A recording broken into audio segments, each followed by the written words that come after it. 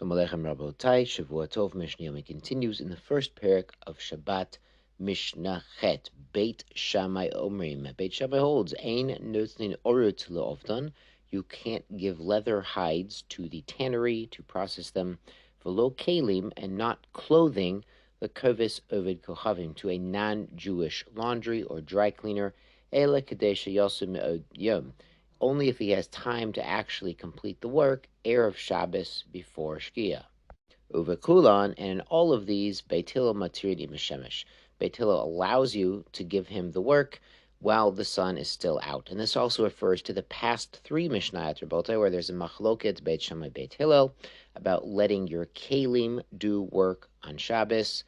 Like we saw in Mishnayot Hey and Vav, that Beit Hillel allows someone's kelim to continue working on Shabbos, whereas Beit Shammai says they're like an animal of a Jew, and they cannot work on Shabbos, even though it's passively doing work and no one's interfering. So in all of these cases, if it's still erev Shabbos, it's not yet Shkia, then Beit Hillel would allow it. Now, again, we do not paskin halacha lema'aseh from Mishnayot. We do paskin like Beit Hillel, but there are situations where you do have to ask your Rav and ask your posek before you schedule something for a non-Jew to do on Shabbos, because there is a possible problem, such as a case where if you're giving your car to the mechanic Friday afternoon and you say, hey, I need it back Saturday night at 8 p.m., well, that's quite possibly a problem, because you effectively could be telling him to do the work on Shabbos.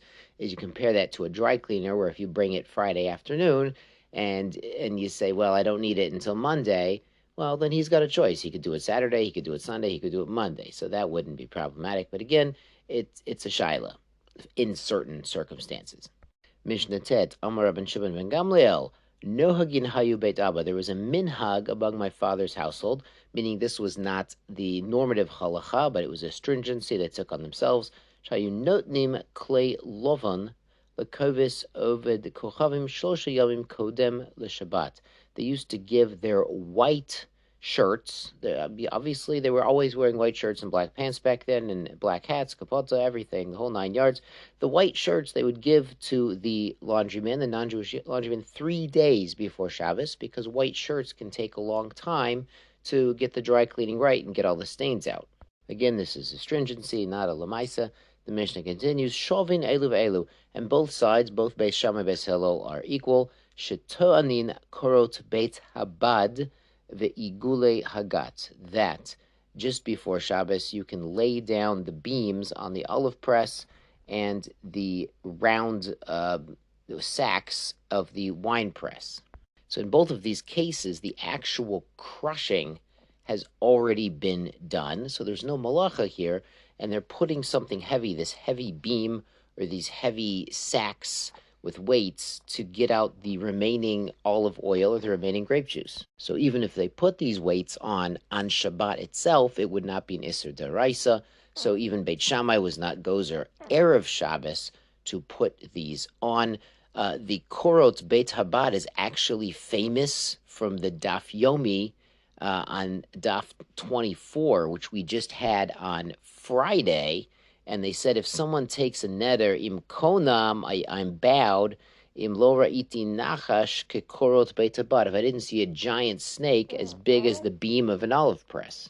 Because apparently, Rabbi said, the beam of an olive press was humongous and very large, had to bear a lot of weight, because it would weigh down one end and use it as a lever to squish the remaining olive oil out. So it's huge. So apparently it's a exaggerated neder and not a binding neder if he says, I swear I saw a snake that big. But the funny thing is, then on Shabbos, the Daf Yomi we had on Shabbos, they said, hey, there was a snake that big. There was a snake the size of the beam of the olive press. And the guy says, yeah, but it didn't have ridges. The snake didn't have ridges on its back like the beam of an olive press. Because apparently they would put the weight, attach the weight on these ridges on the back of the beam to use it for more leverage to extract more juice. So no one ever saw a snake just like that. So that's the famous Korot Beit Habad Shkoyach Rabosai.